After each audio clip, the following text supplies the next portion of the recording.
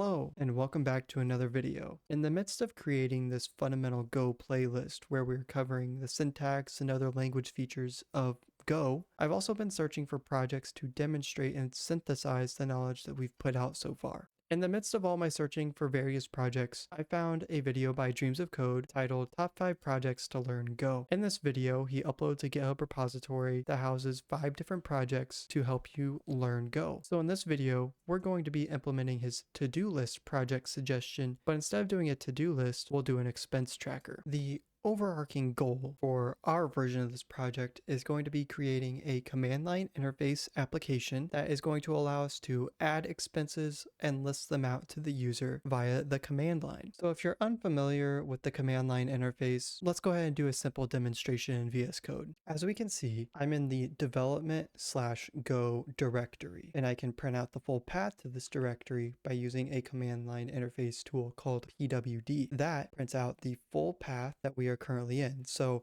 if I went all the way to my C drive, I would have to go to the users folder, then Colton folder without an N, OneDrive, desktop, development, Go. Now, if I wanted to look at all the other commands that I could do with pwd, I could do man pwd, and I can get a list of all the flags and commands that I can pass to it to do additional work. Now, I'm not quite interested in that, and if you did man pwd and you couldn't get out of the help page, you just have to hit Q. But let's show another command. Let's say I wanted to look at all of the files within the current directory that I'm at. So I would just do ls. As we can see, we have the arrays folder, error, functions, and over here it tells me the mode, basically telling me that all of these here are directories. And then we can go ahead and cd into one of them. And so now that we're in arrays, I can do ls again, and we can see that we have 2 files in here, the go.mod and main.go file. So those are just some of the basic commands that we can run, but it's going to be the same principle that we're going to be using when we go create our own CLI tool with this expense tracker. If we go visit the very first project in that repository, we can see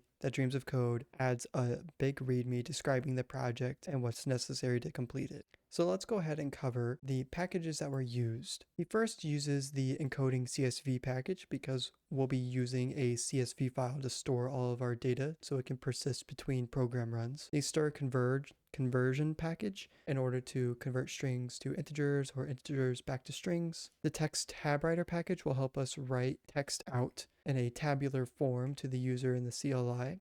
OS, like he says, for opening and reading files. And then we have 2 different third-party packages right here. One is Cobra, which will allow us to create a very modern and intuitive command line interface. And then another one called timediff for displaying friendly time differences. So basically saying about an hour ago, or like he says 10 minutes ago, rather than displaying a long, difficult to read timestamp. So the first thing we'll want to do is create a new folder to house this project. So I'll create a folder called expense tracker, hit enter, and we'll actually just open this as the only folder in our VS Code workspace. So I'll go to open folder, expense tracker, and just select that there. So now that we're in an empty directory here, we'll go ahead and open up the terminal, and then new terminal. And since we're already in the directory, now we need to initialize our Go module. So we just need to do go mod init, and then you name it. So I'll just name it expense tracker, just like our parent folder is. And then it created a new go.mod file for us. So we can go ahead and take a look at it here. And we see that it generated the module expense tracker along with what version of Go that we're using. Now we're not using the latest version of Go, but that's irrelevant to the project idea that we're trying to do here. While we're here, we'll go ahead and set up our data folder and the CSV that we'll need to go ahead and read and write to. So over here, I'll create a new folder, and it's going to be called